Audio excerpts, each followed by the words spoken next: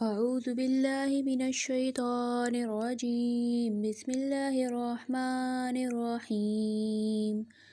ولقد استهزئ برسل من قبلك فأمليت للذين كفروا ثم أخذتهم فكيف كان عقاب.